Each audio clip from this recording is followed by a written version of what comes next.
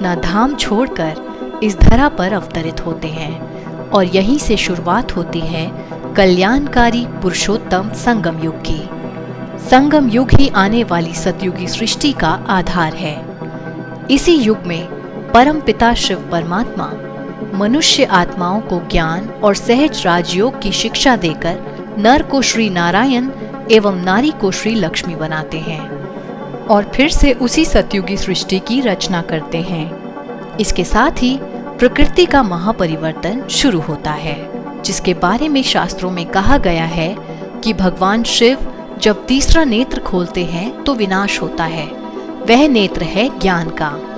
जहां एक और भारत में ग्रह युद्ध शुरू होते हैं तो दूसरी ओर विश्व भर में एटॉमिक वॉर शुरू होती है।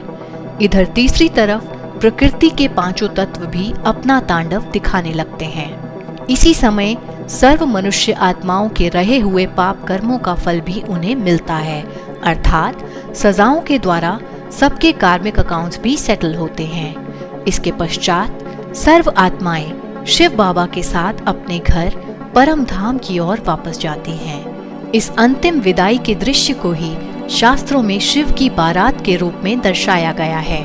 सिर्फ कुछ ही आत्माएं इस सृष्टि पर शेष रहती हैं जो आने वाली मनुष्य सृष्टि का सृजन करती हैं। इस महाभारी विनाश के समय को ही शास्त्रों में महाभारत का नाम दिया गया है, जिसमें एक और अक्षौहिणी सेना तो दूसरी ओर 5 पांडव दिखाते हैं जिनके साथ स्वयं भगवान थे।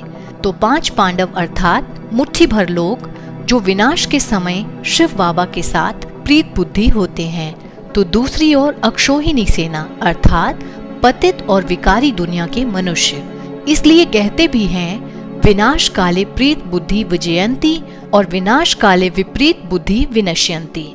इसीलिए महाभारत में पांडवों की विजय दिखाते हैं, जिसके पश्चात उन्हें स्वर्ग का राज्य मिलता है। स्वर्ग अर्थात वही सुंदर सतयुगी सृष्टि जिसका वर्णन हमने वीडियो के शुरुआती हिस्से में किया है। तो यह थी भारत के उत्थान और पतन की कहानी। तो यदि आप भी जाना चाहते हैं उसी सतयुगी दुनिया में, तो यही समय है राजयोगी बनने का। शिव बाबा बाहें पसारे आपका इंतजार कर रहा है। यदि आप राजयोग कोर्स की पिछली वीडियोस नहीं देख पाए हैं तो डिस्क्रिप्शन बॉक्स में उनका लिंक आपको मिल जाएगा। और अब यह एक मूवी भी जरूर देखें। ओम शांति।